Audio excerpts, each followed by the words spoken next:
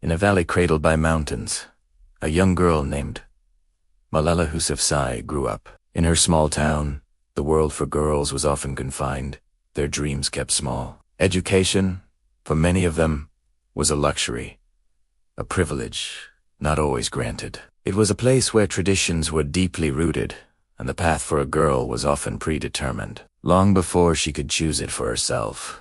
But even in this world of defined boundaries, a different kind of story was beginning to unfold, quietly, within the heart of one extraordinary child. From her earliest years, Malala discovered a universe hidden within the pages of a book. Her father, a teacher and an advocate for learning, opened the door to this world for her. She learned to love the weight of a book in her hands, the scent of its pages, the magic of words forming ideas and stories. While others saw a future limited by custom, Malala saw a horizon broadened by knowledge. She dreamed of becoming a doctor, a leader, a person whose life was shaped not by what was expected, but by what she could learn and achieve. Her school was not just a building of brick and mortar. It was a sanctuary of possibility, a promise of a future she could write for herself. But the world outside her classroom began to change. A shadow crept over her valley, bringing with it rules that grew stricter and more suffocating with each passing day. The vibrant sounds of the marketplace were replaced by an uneasy silence, and for the girls of her town,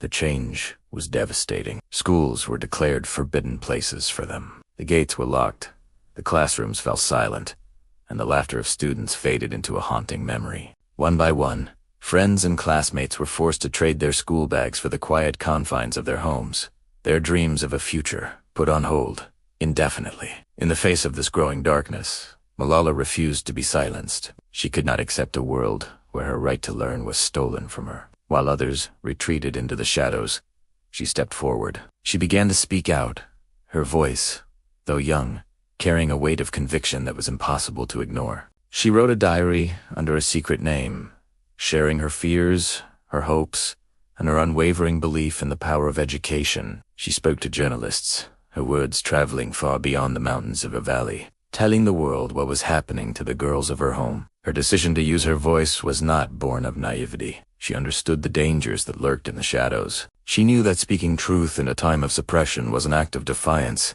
an act that carried immense risk. Threats were made against her and her family. The air grew heavy with intimidation. Yet, with every warning, her resolve only deepened. Courage, she realized, was not the absence of fear, but the determination to act in spite of it. Her mission was simple and clear. Every girl deserved to go to school, and for that simple truth, she was willing to risk everything. Then, one ordinary afternoon, on a school bus filled with the familiar chatter of friends, the danger she had defied for so long found her. Her courage, which had been her shield and her sword, made her a target. The world held its breath as news of the attack spread. A young girl, whose only crime was wanting an education and demanding the same for others, was fighting for her life. The bus, once a symbol of her daily journey toward knowledge, became the scene of a tragedy that would change her life and the world forever. As she lay in a hospital bed far from home, a remarkable transformation was taking place. The attack, meant to silence her, had done the opposite. It had amplified her voice 1,000,000 times over. Her story of survival and defiance echoed across continents, in headlines, on news broadcasts, and in the quiet conversations of people from all walks of life. The world, which had perhaps only vaguely known of her struggle, now listened intently. Her personal battle had become a global symbol of the fight for human rights, for justice, and for the simple, profound right to learn. In the aftermath of the attack, the world watched to see what she would do next. It would have been understandable to retreat, to choose a life of quiet safety, to let the trauma define her future. But Malala chose a different path. She chose strength. She chose forgiveness. She harbored no hatred for those who had tried to destroy her. Instead, she found a deeper well of compassion and an even stronger resolve. Fear would not be her story. Her survival was not an ending, but a new beginning. She knew her work was far from over. With renewed purpose, Malala stepped onto a global stage. The young girl from a small valley was now a powerful advocate speaking in the grand halls of the United Nations in front of a world. Leaders and to students in classrooms, just like the one she had been forced to leave. She did not speak with anger, but with a calm, unwavering grace that commanded attention. She shared her story not as a victim, but as a testament to the resilience of the human spirit. She became a voice for the millions of voiceless children around the world who were denied an education. Her message, carried with her from her small town to the world, remained beautifully simple and profoundly powerful.